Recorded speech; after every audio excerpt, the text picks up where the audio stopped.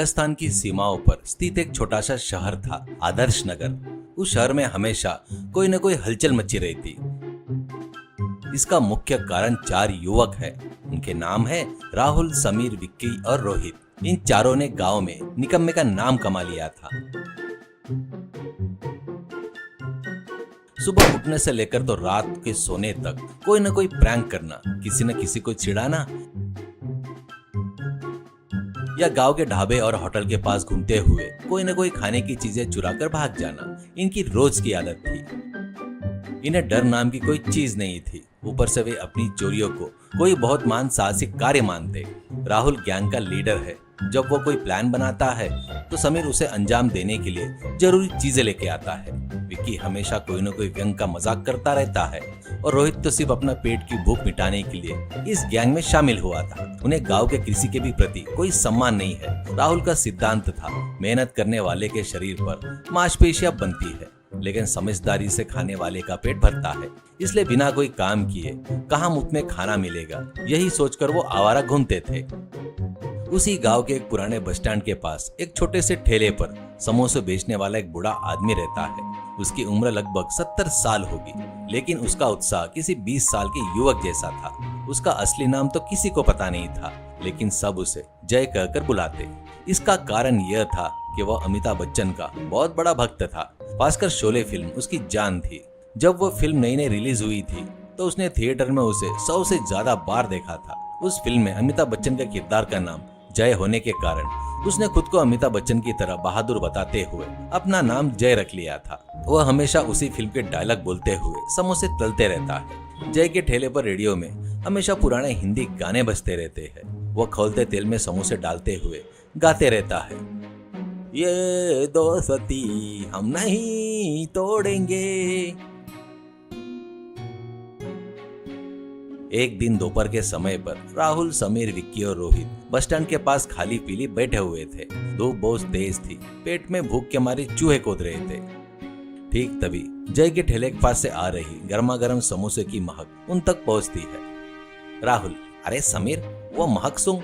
उस बूढ़े जय के समोसे कोई मामूली समोसे नहीं है यार। वो लाल चटनी, उसके अंदर आलू मसाला, याद आते ही मुंह में पानी आ रहा है। आज किसी भी तरह उस ठेले पर हाथ मारना होगा। लेकिन राहुल, वो बूढ़ा कोई मामूली आदमी नहीं है। वो हमेशा शोले के डायलॉग बोलते हुए एकदम चौकन्ना रहता है। हम गए तो कर्ची से मारेगा। ऊपर से वह खुद को अमिताभ बच्चन समझता है। हमें गब्बर सिंह का गैंग समझकर पीट देगा। अरे मेरे पास एक आइडिया है। उस बूढ़े को अमिताभ बच्चन की दीवानगी है ना, हम उसी पागलपन का फायदा उठाएंगे।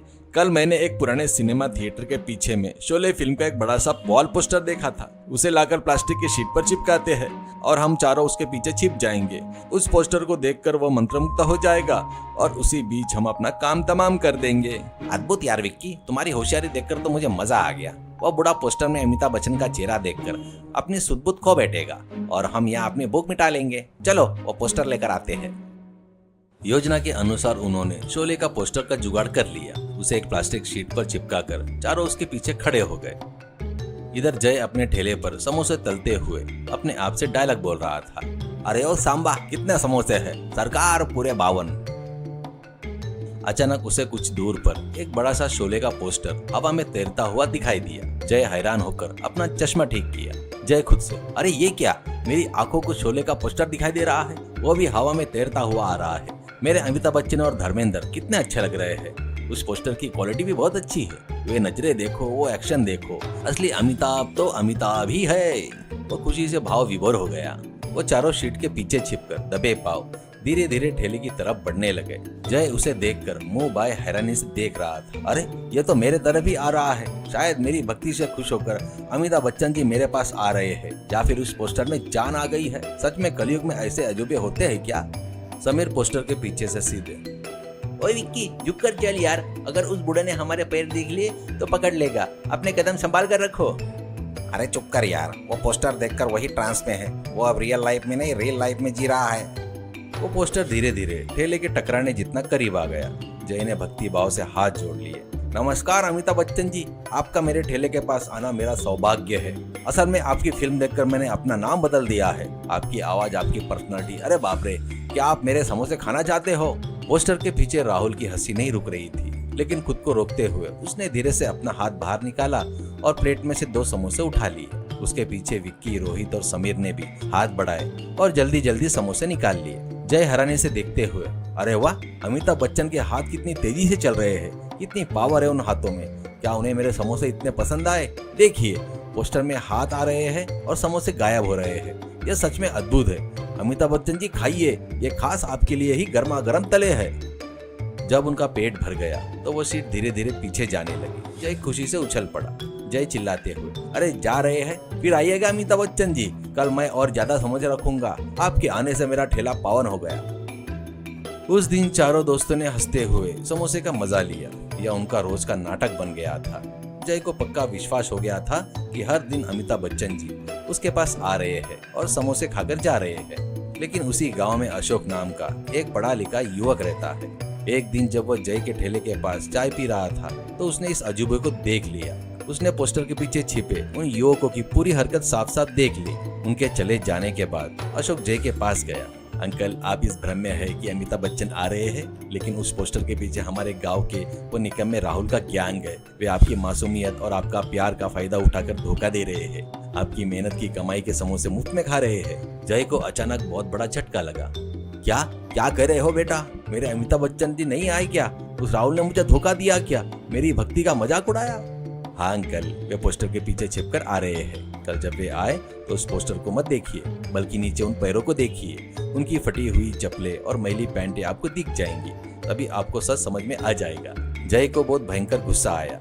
उसने चारों से बदला लेने का फैसला किया, जिन्होंने उसकी दीवानगी का फायदा उठाकर उसे बेवकूफ बनाया था। ठीक है बेटा, मैं उन्हें अब असली शोले फिल्म दिखाऊंगा। गब्बर सिंह को जितना गुस्सा आता है, मुझे भी आज उतना ही गुस्सा आ रहा है। हम भी वो है जो कभी नहीं हारते बेटा। अगले दिन जय पूरी तैयारी के साथ था।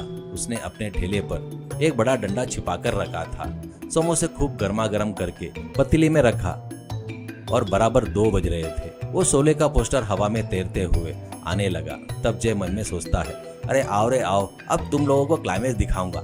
सिनेमा हॉल में इंटरवल हो सकता है, पर मेरे पास डायरेक्ट एंडिंग ही होगी।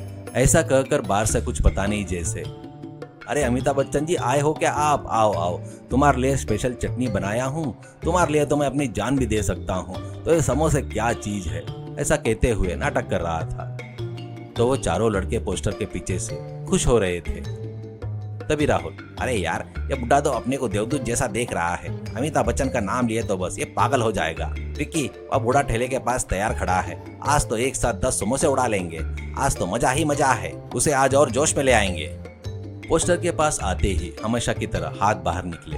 भूख से तड़प रहे राहुल, विक्की, समीर और रोहित ने जल्दी जल्दी प्लेट में रखे समोसे उठा लिए, पर उनको पता नहीं था आज जय एक्शन मोड में था।